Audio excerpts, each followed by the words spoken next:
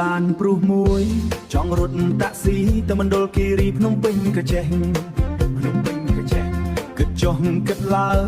ចង់ទាល់ដំរេងទិញស្រាបៀរមួយកេះទៅលេងផ្ទះពូខ្ញុំក៏ឆ្លាតរកស៊ីលក់កាតប្រពន្ធលក់ទឹកកចាប់គោះប៊ីយេ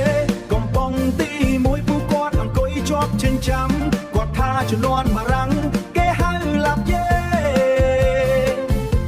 កាលនោះឯងកើតមិនទាន់គេមិនដាក់រង្វាន់ដោយសពថ្ងៃ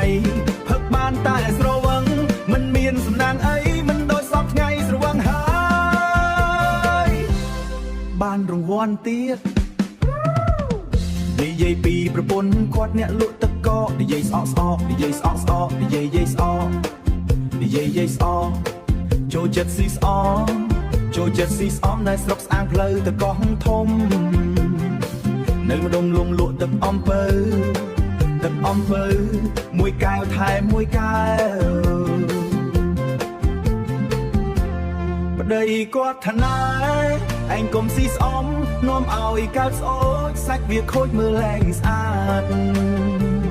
ស្រុកស្អាងដីស្អិតស្រុកស្អាងដីស្អិតនិយាយពីចិត្តធំជាងប៉ែតពូខ្ញុំឧស្សាហ៍មិនចោលមកសៀតទំនេរគាត់ឆ្លៀតសួរខ្ញុំថាបើចង់ទៅរកស៊ីគុំទៅដល់មុនដុលគិរីព្រោះផ្លូវវាឆ្ងាយរត់តែចិត្តនេះគ្រាន់នៅចិត្តមនីគ្រាន់នៅចិត្តម្ដាយបើទំនេរដឹកអញទៅដាក់មួយឈុត